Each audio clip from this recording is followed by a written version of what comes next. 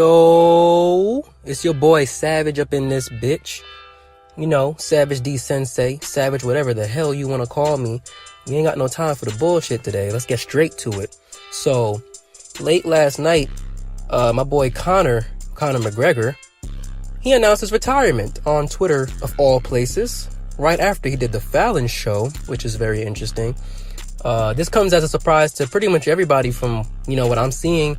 Even Ariel Helwani was saying that all of Conor McGregor's, his associates and people that handle his stuff, were blindsided by the news. This, to me, personally, is a big-ass shocker. And it's funny as hell because, today's date is, I believe, when I'm recording this, March 26th. And on, like, the 11th or something, I was actually planning on doing a video about if Conor McGregor's MMA career is over after that whole, arrest scandal he had with the phone and whatnot in Miami. I don't know if you guys, know about that. I would expand upon it, but I was trying to save doing a discussion on that to wait to see what happens with those charges, I guess, or wait to see if, any fights get announced, because there have been some rumors that he was going to fight in July. Who he was going to fight, only God and goddamn knows, because everybody and their mama want to fight that man, whether it's a bantamweight, a featherweight, a damn middleweight, a damn welterweight. It don't matter. Any weight, they all want to fight him because he is the money fight. A fight with Conor McGregor is red panty night, whether it's 2015, 2016, or 2019. That nigga is the main attraction of MMA. This whole damn retirement is pissing me off personally because, I fucks with Conor.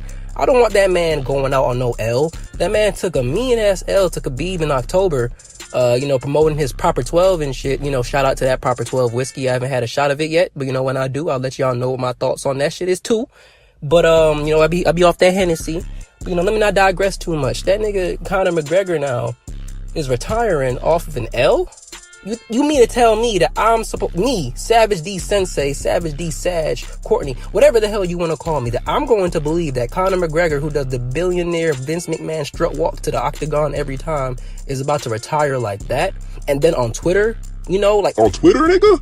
Twitter, get the fuck. And then Dana White's old goddamn Uncle Dana head ass is over here texting Brett Okamoto talking about, oh yeah, I'm happy for the man. I would retire if I was him too. His whiskey is killing it, man. Get the fuck out of here. You need to go talk some sense into my nigga Conor. Get his ass to the octagon. If you gotta give him some shares, give that man his shares. He is owed that shit. That nigga is the main attraction to the sport at this point. For a minute now, let's be real. That nigga did 2.4 million pay-per-view buys, in his last pay-per-view with Khabib.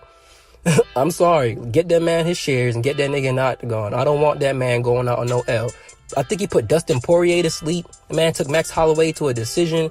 The man Eddie Alvarez got not put to sleep, but TKO'd. Jose Aldo put to sleep. Chad Mendes TKO. This man is a beast. Don't get me wrong. I know he's, he has his flaws. His gas tank can be questionable, I guess.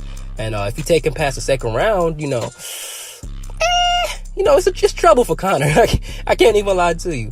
But at the same time, this man is a goddamn pleasure to watch, especially when he's in peak tip-top shape. When that man his footwork is right, the man throwing his jabs, that man putting his arms behind his back, making niggas look foolish, putting niggas to sleep with the left hand. I know that Khabib fight. I know he tapped out again. I know it was to a neck crank and all that. I know, don't get me wrong. I'm not a Conor McGregor dick sucker. I can't admit that man took the L. I can't admit, his gas tank is questionable. And I can't admit when he playing too much, all this whiskey talk and all this shit. And get your ass in the gym, Conor. I don't got no time for this shit. You getting me mad as hell. I didn't want to sit here and talk like this to you. I'm sitting here worried about you smashing phones in Miami, my nigga, and then retiring on Twitter. No. Get back in the gym. Work on your footwork again. If you can, you doing your little McGregor fast bullshit or whatever the case is. If that's going to help you get your cardio right, get your cardio right. I want to see you get back in the octagon. I don't know if I want to see you go straight for Khabib again, because that shit was ruthless. Your ass got smacked up in 4 rounds, and that shit was not really as competitive as I would have hoped it would have been. Don't get me wrong. I feel like people are overblowing the fact that I know he lost, 3 rounds to, he got 3 rounds to 1. I think he got 1 round or whatever. But, Khabib gonna do Khabib. That nigga gonna wrestle that nigga to the ground and, tire him out. So, I wasn't really too surprised about that outcome. And Conor actually did pretty good. That man was trying to stuff takedowns and stuff. He shouldn't have threw that goddamn knee in the first place, though. For that first takedown, Khabib tried to land. His old goddamn dumbass. But, whatever, I digress. Now, Conor, I'm starting to believe that this whole retirement thing is a ploy, though, to get back on track. I'm thinking it's a ploy because, you know, it's these news cycles and stuff are bringing up these tweets, or his tweet from 2016 when he first, you know, said, I got all the cheese pretty much, catch you later. It's like, I have nothing in front of me right now. I'm going pure rant, pure stream of consciousness rant. He retired in 2016, and that seemed like a pretty, you know, everybody pretty much determines that was not a marketing ploy, but like a negotiating tactic. Like the UFC, I want this, I want that. I am the biggest draw in the sport. I will not be afraid to dip off on your ass. So, yeah.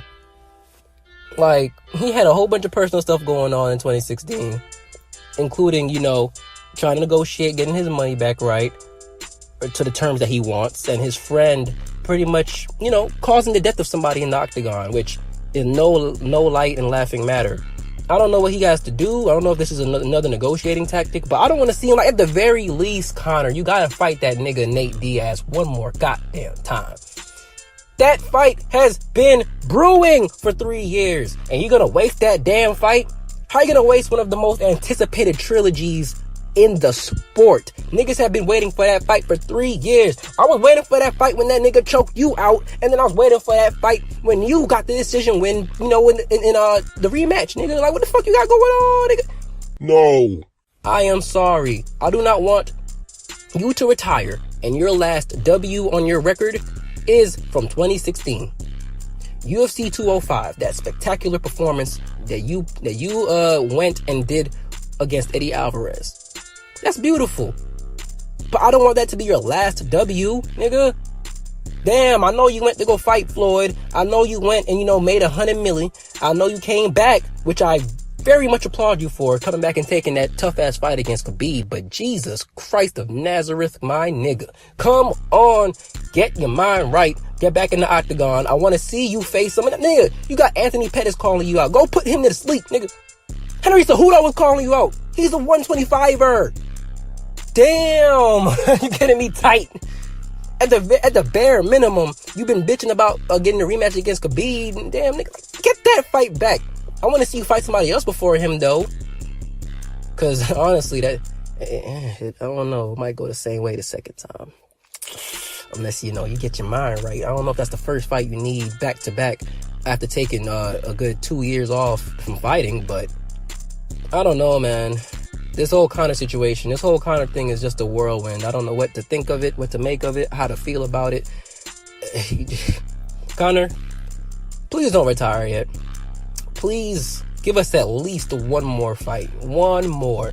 If you retire, then I mean, cool. I kind of felt it for weeks now. Like, kind of the way that Conor acts and, you know, kind of the way he goes about stuff. You could kind of tell his passion isn't really there no more, the same, which is obvious to everybody with eyes and ears. Like, it's not the same fire that burned at him in 2016. Like, when that nigga lost to Nate, that nigga hopped right back in the gym and was clamoring immediately, like, give me that rematch. Like, fuck defending my title, fuck fighting for the lightweight title, nigga. I want that rematch ASAP at the same weight, same place, same everything, nigga.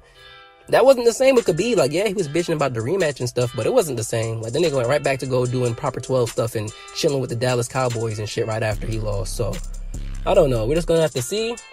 Like I said, I hope that nigga comes back and give us that, at least the Nate trilogy at the very bare minimum. But he's only 30. Like, that man, he has a couple good years left. And I want to see what the hell he does with them. Not just promoting whiskey and his other ventures. Like, you have all the time in the world to do that, Conor. All the time in the world. Literally. Please give us at least 2 or 3 more years of some solid and very high level. And that's the key, high level mixed martial arts. I don't want you coming in there giving us that sloppy ass performance you did with Khabib. I guess you said you were defensively minded and all that shit, but nigga, your coach literally told you, stop walking the nigga down. Stop walking him down. And I was wondering why the hell you kept on walking the nigga down. Like, that's not Conor from 2015. I'm sorry. That's not Conor from 2016. I'm sorry. I want to see that footwork and you piecing these niggas up with the hands, man. God damn it, man. I'm tired of this shit. I'm tired of it, man. Tired of it. Fuck the whiskey. Fuck everything. Damn. But anyways, though, I'm gonna end that rant for now. I might have to do a part 2 or some shit. I don't know. I'm in the car at the gym right now, just angry. If you like anything I had to say, man, just shoot a nigga a like. Shoot a nigga a sub. And I'm out, man. Peace.